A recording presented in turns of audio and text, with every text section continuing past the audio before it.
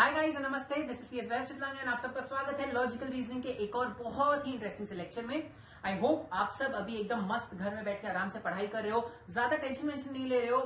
ठीक है, वर्ल्ड एक पैंडेमिक के थ्रू गुजर रहा है, but we will come out of it stronger, so उसका कोई टेंशन लेने वाली बात नहीं है।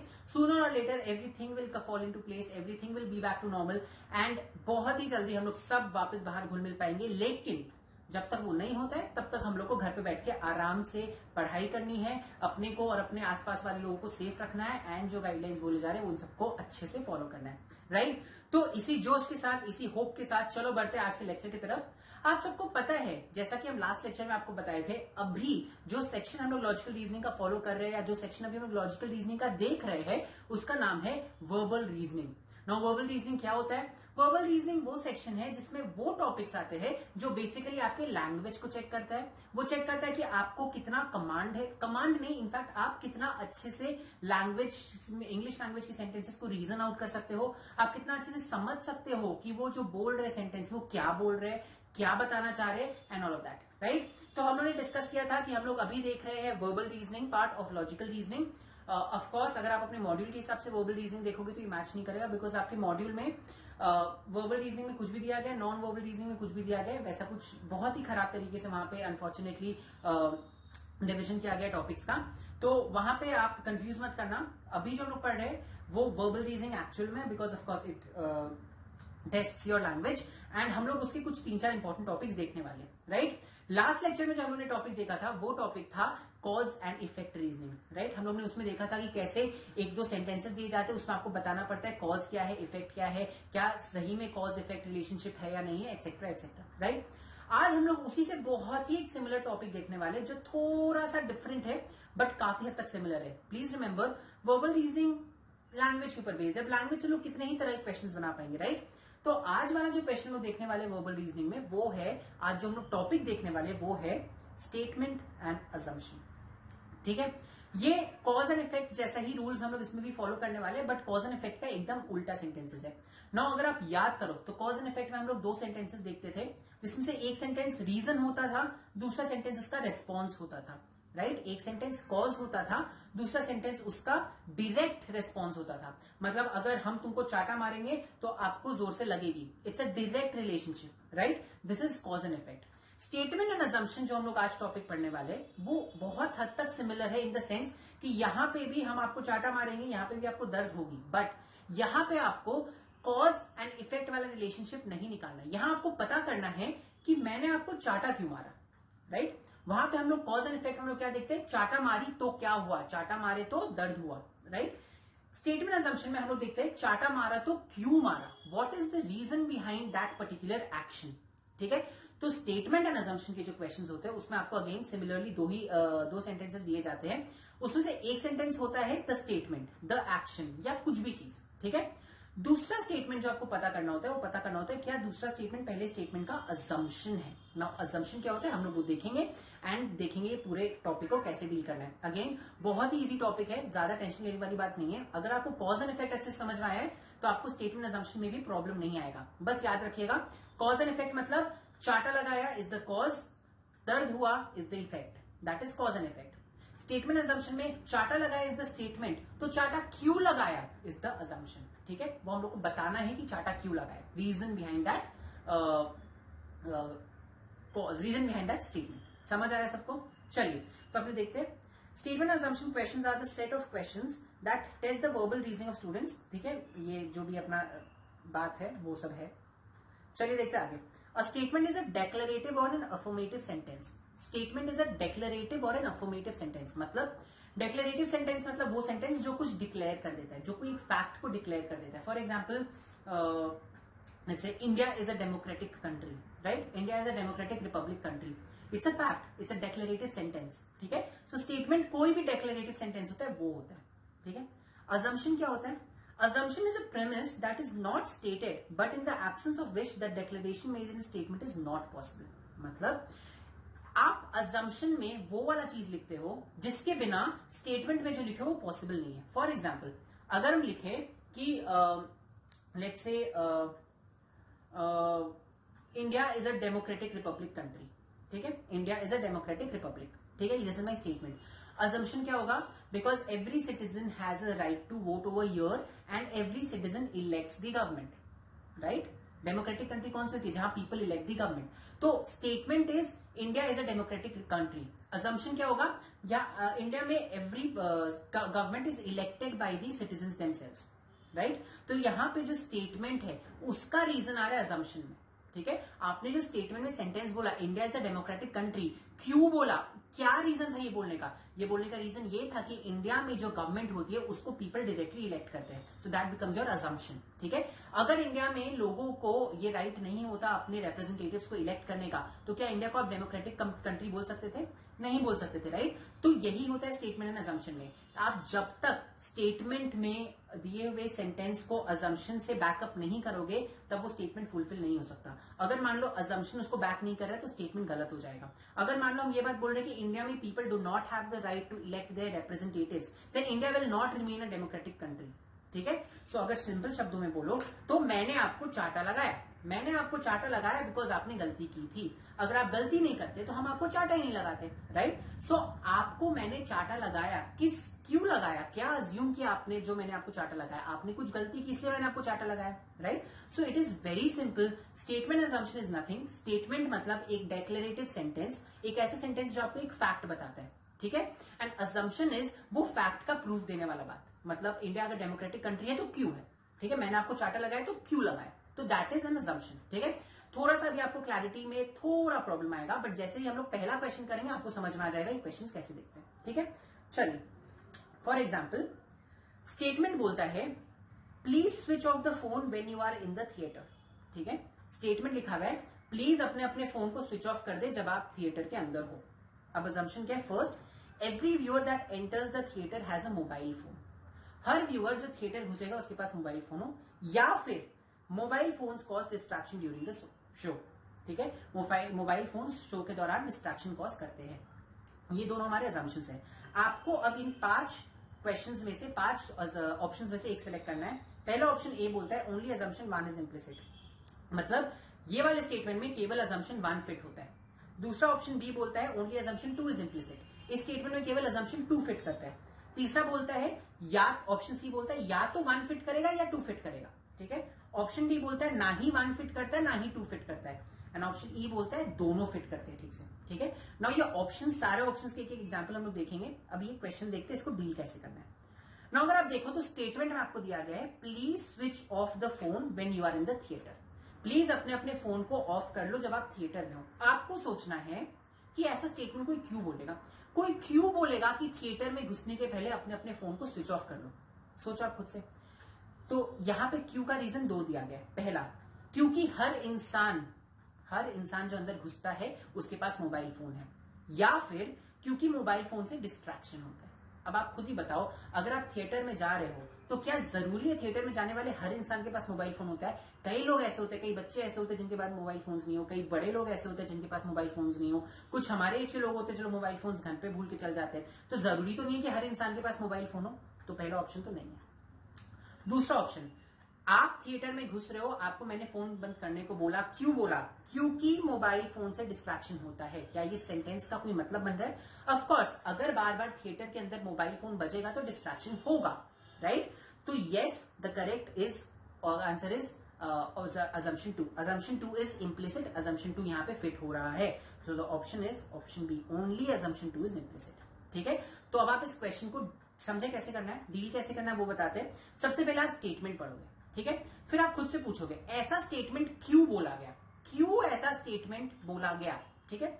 फिर जो दोनों असम्पशंस दिए गए, आप दोनों असम्पशंस को उसका आंसर करोगे। ये स्टेटमेंट इसलिए बोला गया क्योंकि, ये स्टेटमेंट इसलिए बोला गया क्योंकि, दोनों का आप आंसर करोगे। दोनों में से जो लॉजिकल लग रहा है वो आपका आंसर होगा। कुछ केस ऐसा हो सकता है जहां दोनों में से कोई लॉजिकल ना लगे, कुछ केस ऐसे हो सकते हैं जहां दोनों लॉजिकल लगे, या कुछ केस ऐसे हो सकते हैं या दोनों में से एक लॉजिकल लगे, ठीक है। तो we deal with such questions, but deal कैसे करना है आपको स्टेटमेंट असम्पशन के क्वेश्चंस को। स्टेटमेंट पढ़ा, क्यों पूछा, क्यों ये स्टेटमेंट दिया गया, एंड देन फिर आंसर दिया गया। ये स्टेटमेंट इसलिए बोला गया क्योंकि अगर आपका आंसर फिट बैठ रहा है तो आपका ऑप्शन सही है, वो आपका आंसर सही है। ठीक है, यहां पे स्टेटमेंट था प्लीज थिएटर में घुसने के पहले अपना फोन स्विच ऑफ कर दो। क्यों बोला जाएगा फोन स्विच ऑफ करने के लिए? नंबर 1, क्योंकि सब लोगों के पास फोन होता है। नहीं, सब लोगों के पास फोन नहीं होता, तो नंबर 1 तो हो गया गलत। नंबर 2, क्योंकि फोन से डिस्ट्रैक्शन होता है।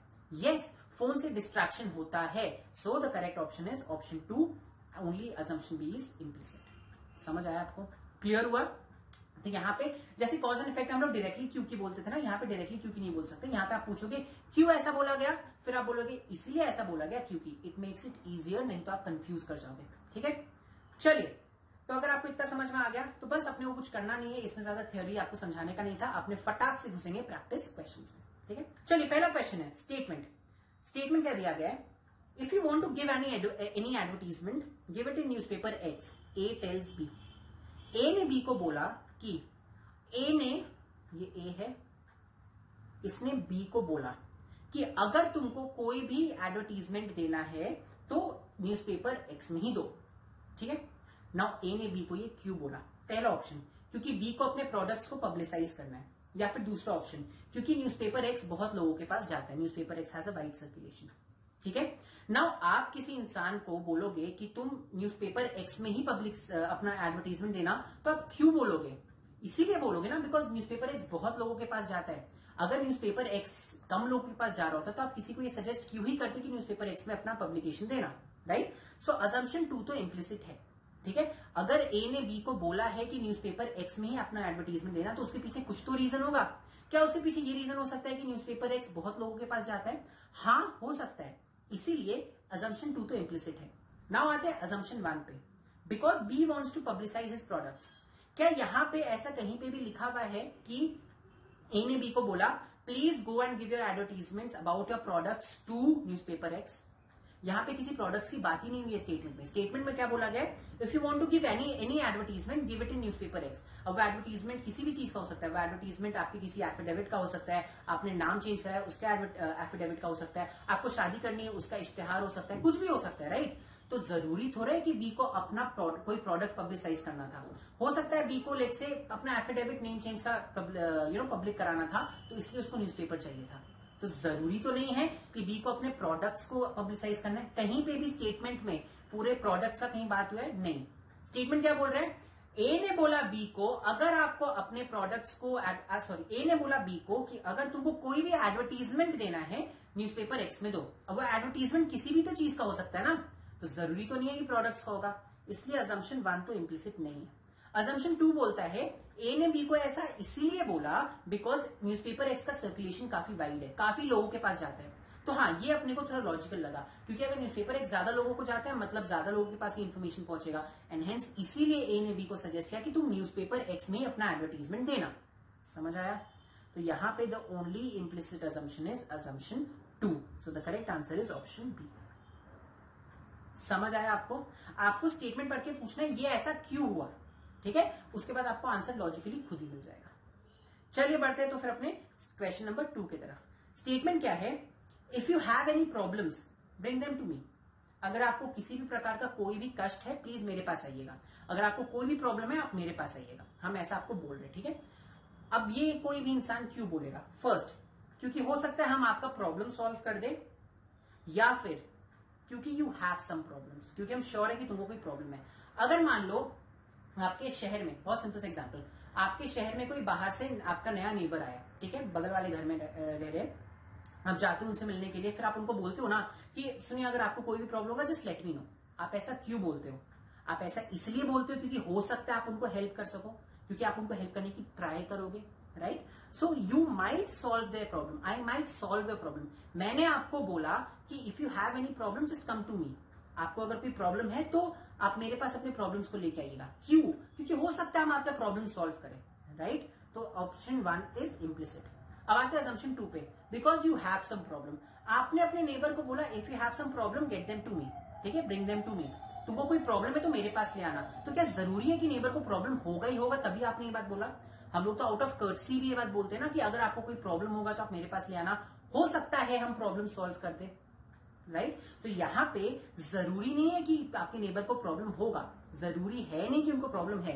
तो you may have some problem is a wrong assumption, ठीक है। हम आपको अगर आके ये बात बोल रहे हैं कि अगर आपको कोई प्रॉब्लम है ब्रिंग देम टू मी, तो हम इसलिए बोल रहे हैं बिकॉज हो सकता है आई माइट सॉल्व योर प्रॉब्लम, ठीक है। So the correct answer is only assumption A, so the correct option is option A. Clear हुआ? बहुत ही सिंपल सा है, एकदम सिंपल, प्यार से आराम से पढ़ना है, ज्यादा टफ नहीं आता ये सब, एकदम शांत दिमाग से पढ़ोगे तुरंत तुरंत ये क्वेश्चन सॉल्व होंगे। चलिए आते हैं क्वेश्चन नंबर 3 पे। स्टेटमेंट क्या है? Most people who stop smoking gain wait.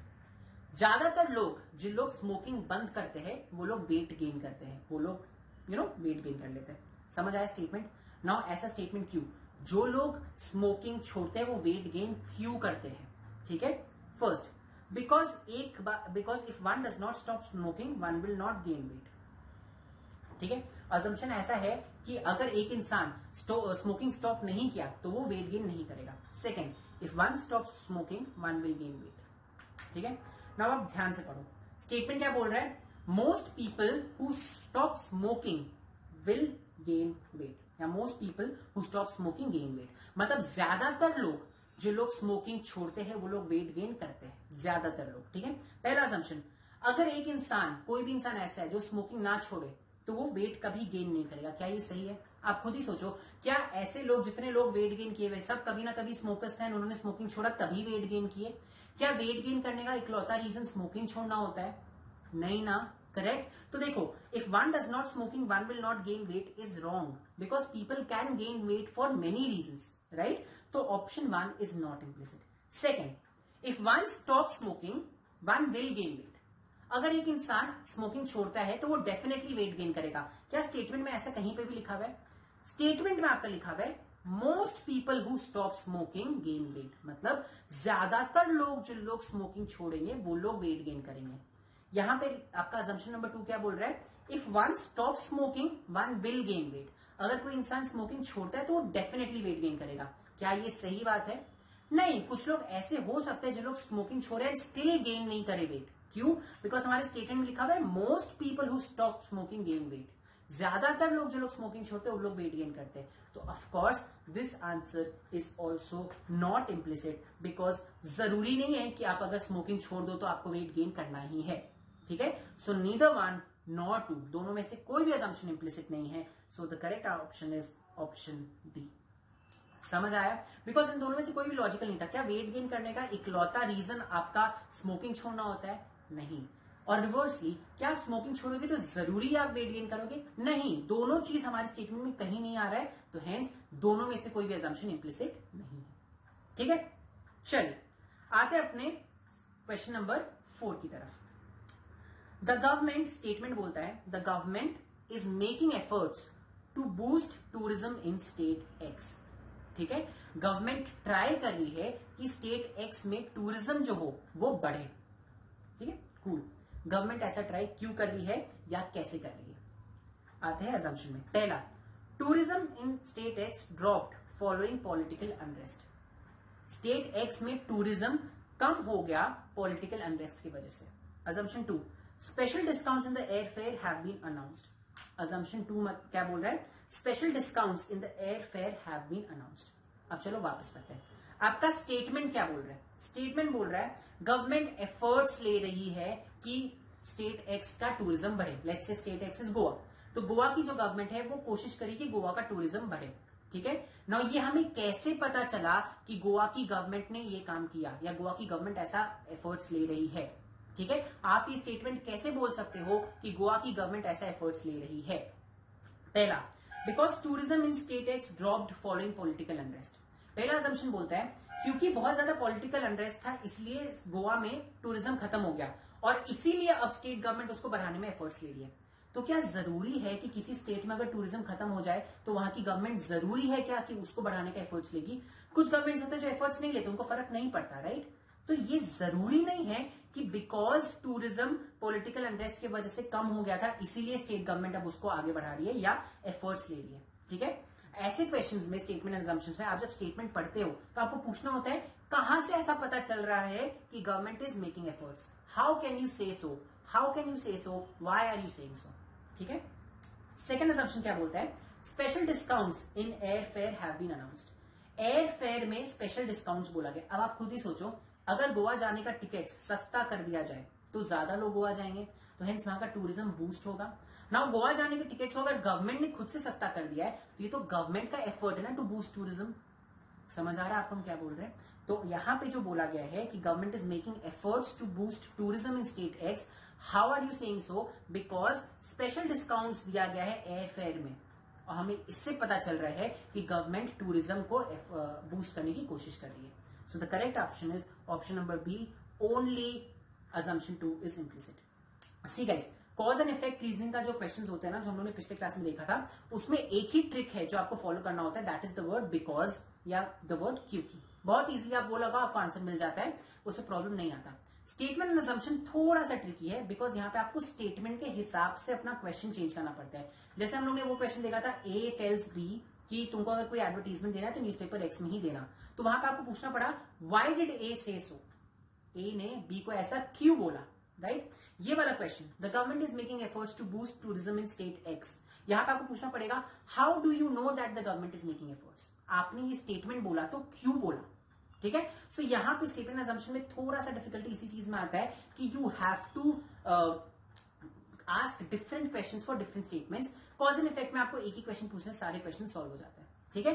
तो कोई नहीं, अपने नए नए टॉपिक सीख रहे तो अपना लेवल भी थोड़ा बढ़ेगा, इसीलिए अपने पहले कॉज एंड इफेक्ट पढ़े एंड आप स्टेटमेंट असम्पशन पढ़ रहे हैं, ठीक है? चलिए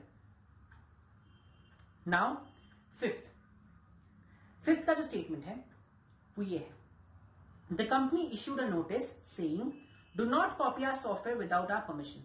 कंपनी ने एक नोटिस इश्यू किया ये बोल के कि हमारे सॉफ्टवेयर को कॉपी मत करिए बिना हमारे परमिशन के। कंपनी ने ऐसा नोटिस इश्यू किया है, ठीक है? आप क्या क्वेश्चन पूछोगे, कंपनी ने ऐसा नोटिस क्यों इश्यू किया, कंपनी ने ऐसा नोटिस क्यों इश्यू किया, ठीक है?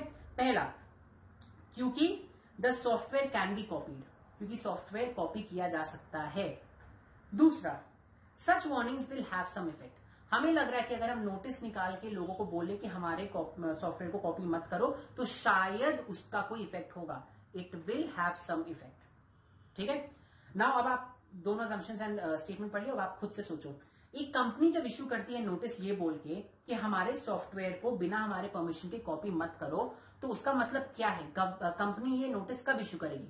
वन, जब उसका सॉफ्टवेयर कॉपी किया जा सकता है। अगर मान लो कोई सॉफ्टवेयर ऐसा है जो कॉपी नहीं किया जा सकता, तो कंपनी क्यों अपना ऐसा कोई नोटिस इश्यू करेगी, right? So the first assumption that the software can be copied is absolutely correct, because अगर सॉफ्टवेयर ही कॉपी नहीं कर सकता कोई, तो कंपनी ऐसा नोटिस इश्यू ही नहीं करती, राइट? सेकेंडली, कंपनी को ऐसा लगता है कि अगर हम ऐसा वार्निंग देंगे तो शायद उसका कोई इफेक्ट होगा, लोग कम करेंगे कॉपी करना। अगर कंपनी को ऐसा नहीं लगता तो कंपनी कभी नोटिस देती ही नहीं। कंपनी नोटिस इसलिए दिया बिकॉज कंपनी को लगता है कि अगर हम ऐसा वार्निंग दे दें तो लोग कम करेंगे कॉपी करना, it will have some effect, right? So both these assumptions are true, so the correct answer is option E, both the assumptions are true, because दोनों चीज पॉसिबल है, दोनों चीज हम अज्यूम कर सकते हैं गिवन द स्टेटमेंट। अगर दोनों में से एक चीज भी हटा दो तो ये स्टेटमेंट आएगा नहीं, राइट? तो this is an example where both the assumptions are implicit in the given question, ठीक है?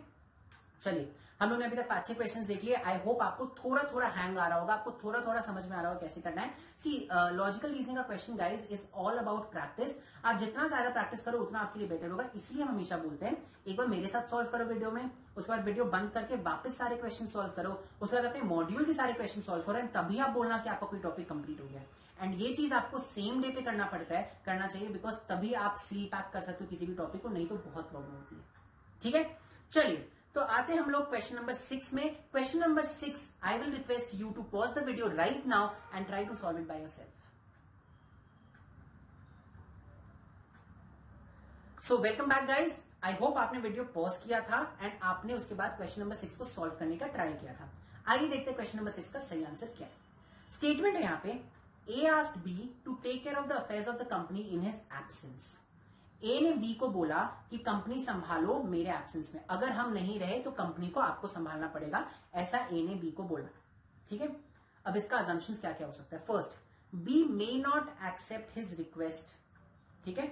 या second, B has the requisite expertise to handle the affairs of the company, ठीक है? नाउ वापस सोचते हैं, स्टेटमेंट क्या बोल रहा है? ए ने बी को बोला कि अगर मैं यहां नहीं रहूं तो कंपनी आपको संभालनी है। मेरे एब्सेंस में कंपनी आपको संभालनी है, ठीक है। नाउ ए ने बी को ऐसा क्यों बोला? फर्स्ट, बिकॉज हो सकता है बी उसकी रिक्वेस्ट को एक्सेप्ट ना करे, ये फिट ही नहीं हो रहा। मतलब बी, पहली बात तो ए ने रिक्वेस्ट नहीं किया, ए ने बोला है, ठीक है। हो सकता है बी ए का जूनियर हो एंड ए ने बी को बोला कि हम अगर यहाँ पे ना हो तो आपको कंपनी संभालनी पड़ेगी, तो बी को संभालनी पड़ेगी। It's not a request that A is making, right. तो पहला असम्पशन है वो नहीं है implicit. Second assumption, B has the requisite expertise to handle the affairs of the company. B के पास उतना एक्सपीरियंस, उतना क्वालिफिकेशन, उतना डिग्री विग्री सब चीज है जिससे वो कंपनी के अफेयर्स को संभाल ले।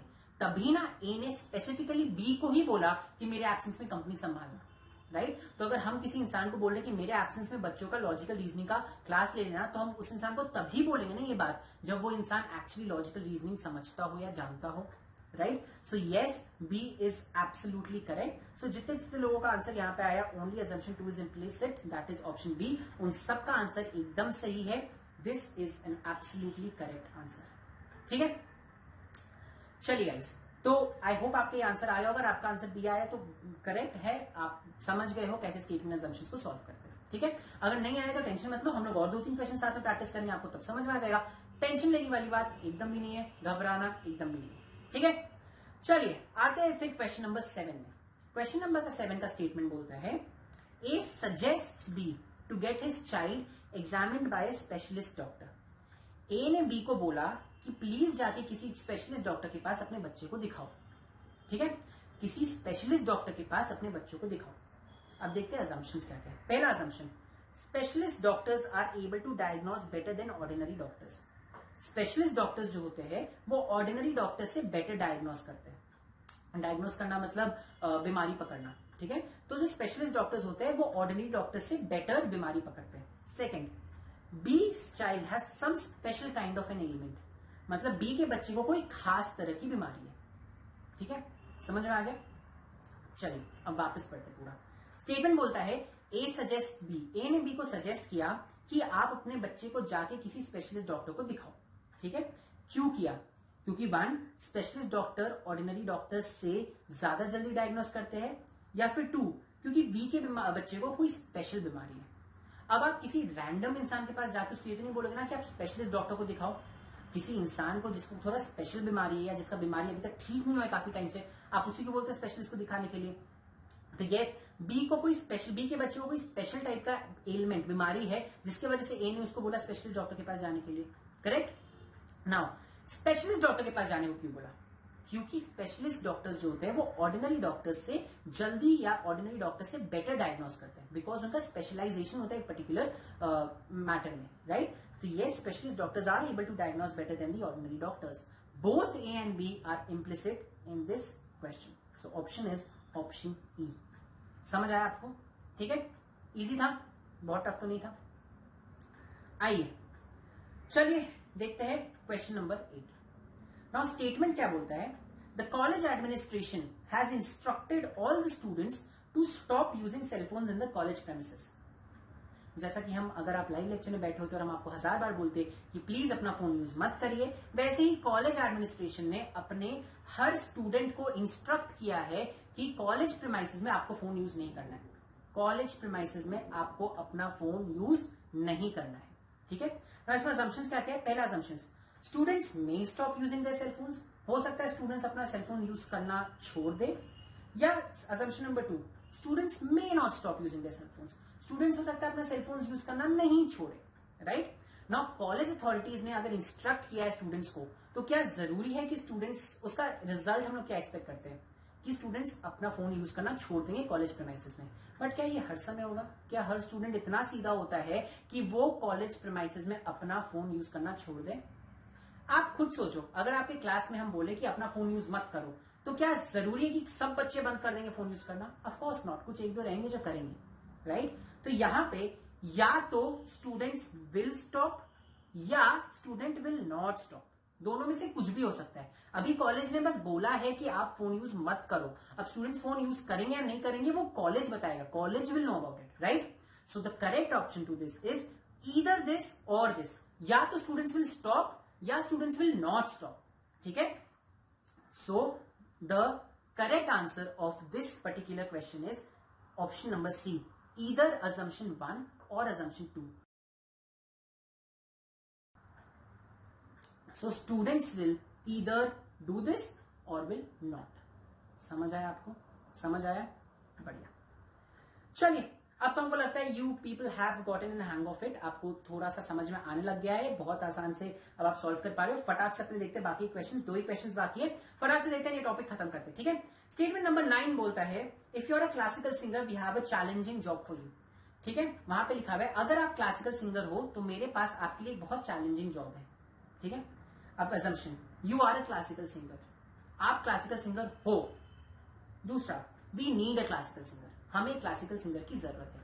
अब आप मान लो मेरे को आके बोल रहे हो कि अगर आप एक क्लासिकल सिंगर हो तो मेरे पास आपके लिए एक जॉब है. तो क्या इसका मतलब ये होता है कि हम एक क्लासिकल सिंगर है? नहीं, आपने बोला अगर आप एक क्लासिकल सिंगर हो सकता है हम क्लासिकल सिंगर नहीं हो. तो you are a classical singer is not implicit. जरूरी नहीं है कि मैं क्लासिकल सिंगर हूं. आपने बस इतना बोला कि अगर आप एक क्लासिकल सिंगर हो तो मेरे पास आपके लिए एक जॉब है. Right. Now we need a classical singer. आपने मेरे को आके बोला अगर आप एक क्लासिकल सिंगर हो तो मेरे पास आपके लिए चैलेंजिंग जॉब है, which means you need a classical singer. तभी ना आप खोज रहे हो किसी क्लासिकल सिंगर को. So option 2 is implicit. The correct option is option B. ठीक है, इजी पीजी. चलिए फटाक से लास्ट वाला क्वेश्चन आप लोग सॉल्व करिए. वीडियो यहीं पॉज करिए, सॉल्व करिए खुद से, एंड उसके बाद वीडियो प्ले करके हम लोग साथ में सॉल्व करेंगे. So please pause the video and try solving this question.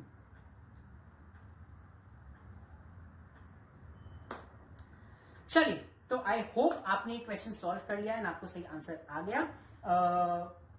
Let's see इसका आंसर क्या होता है. स्टेटमेंट नंबर 10 बोलता है all the workers are instructed to reach the factory by 8:30 AM. हर वर्कर्स को ये इंस्ट्रक्ट किया जा रहा है कि आपको फैक्ट्री 8:30 बजे तक पहुंचना है. All the workers are instructed to reach the factory by 8:30 AM. Now assumption, हम लोगों ने क्या अज्यूम किया? Some workers may not reach the factory at the given time. Workers will take the instruction seriously. कुछ workers शायद factory given time पे नहीं पहुंचे, इसलिए हमने सबको इंस्ट्रक्ट कर दिया कि 8:30 बजे पहुंचो. Right. And workers will take the instruction strictly. अगर मैंने इंस्ट्रक्ट किया है तो मैं यही सोच के कर रहा हूं कि workers will take it strictly. Right. So ये एंड ये दोनों ऑप्शंस आर एलिजिबल, दोनों assumptions are implicit. So the correct option is option E. Both the options are implicit. ठीक है. तो इसी के साथ हमारा ये जो टॉपिक है स्टेटमेंट असम्पशन का ये होता है खत्म. हम लोग ने इसके बेसिक्स देख लिए, स्टेटमेंट क्या होता है, असम्पशन क्या होता है वो देख लिया. हम लोग ने इसके कई सारे क्वेश्चन सॉल्व किए. हम लोग ने देखा कॉज एंड इफेक्ट ये कैसे डिफरेंट है. हम लोग ने देखा कैसे आपको डिफरेंट टाइप्स ऑफ स्टेटमेंट्स के लिए डिफरेंट टाइप्स ऑफ क्वेश्चंस पूछना पड़ता है so that you are able to solve the question. And overall हमने कुछ 10-11 क्वेश्चन सॉल्व किए टोटल. सो आई होप आपको स्टेटमेंट असम्पशन अच्छे से समझ में आ गया हो. See guys, I will tell you again, हो सकता है शायद आपका अभी भी 1-2 आंसर्स गलत आए, but then That is the case with everybody because logical reasoning needs practice. आप जब तक प्रैक्टिस नहीं करोगे ठीक से तब तक आपका 100% सही हो ये जरूरी नहीं है. So I will again request you all to please practice all these questions again and then try to solve a module and complete this topic today itself. ठीक है. तो इसी उम्मीद के साथ कि आप मेरे सजेशन को थोड़ा सा अटेंशन दोगे एंड थोड़ा इसको फॉलो करोगे. आज का लेक्चर यही करते हैं खत्म. आपसे मिलेंगे in the next lecture with another very interesting topic. तब तक के लिए हंसते रहिए, खुश रहिए. धन्यवाद.